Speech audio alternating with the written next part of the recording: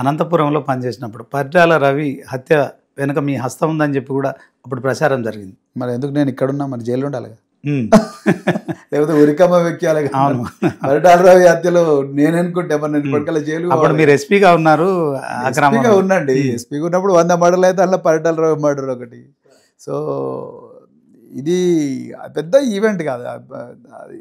అంటే I mean అంటే మేము ఏదో జయించాము, లేకపోతే దానివల్ల పరిటాల రవి గారు చనిపోయారని. ఆయన సిట్టింగ్ ఎమ్మెల్యే అప్పుడు. అంతకుముందు ఆయన కొంతమంది మరణానికి కారకులైండి అని చెప్పేసి అది ఉంది.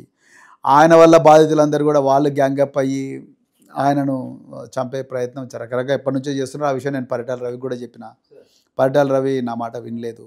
సో నేను అప్పుడున్న ప్రభుత్వానికి కూడా చెప్పిన, ఈయనను చంపే అవకాశం ఉన్నది, మనం ఎన్ని బందోబస్తులు గన్మెన్లు ఇస్తాము అంత తప్ప మనకు బుల్లెట్ ప్రూఫ్ కార్లు ఇచ్చినా మరి ఆయన కాపాడుకునే బాధ్యత జిల్లా ఎస్పీ దానప్పటికి కూడా ప్రభుత్వానికి కూడా ఉందని ప్రభుత్వానికి లేఖ కూడా రాసిన నేను. ఇంకా దాని తర్వాత ప్రభుత్వం పట్టించుకోకపోతే ఒక చిన్న ఎస్పీగా నేనేం చేస్తాను దానికి. ఒకవేళ ఆ మర్డర్ ప్రవీణ్ కుమార్ చేయించిందంటే మరి ఇప్పుడు కూడా ఓపెనే ఉన్నది. ఇప్పుడు కూడా సిబిఐ దగ్గరకు పోవచ్చు. ఇప్పుడు ఆ సిబిఐ ఇన్వెస్టిగేట్ చేసింది. దేశంలో అత్యున్నత నేర పరిశోధన సంస్థ అయిన సిబిఐ ఇన్వెస్టిగేట్ చేసింది. మరి ప్రవీణ్ కుమార్కి బేడీ లేకుండా జైలు పంపించకుండా మరి ప్రమోషన్లు ఇచ్చి police for gallantry, Indian police for meritorious service, దేశంలో ఒక పోలీస్ ఆఫీసర్కి వచ్చే అత్యున్నత పథకాలన్నీ నాకు ఇచ్చిండ్రు. మరిగా మీకు ఎవరైతే ఈ మాట చెప్పినో వాళ్ళనే అడుగురు. ప్రచారం మాత్రమే సార్ ఇది.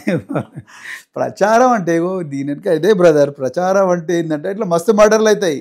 ప్రవీణ్ కుమార్ని ఎందుకు అడగాలంటే ఇదే రాయేస్తుంటే కంటిన్యూస్గా వేయండి, ఇక ఏం కాదు, వీళ్ళ వెనకెవరు ఉంటారు అనే భావనతోనే చాలా మంది ఈ ప్రచారం, మిమ్మల్ని అంటే ఈ ప్రచారం చేసే శక్తులు అంటే ఇది అనాదిగా జరుగుతున్నది. అదే చెప్తున్నా మీకు నేను.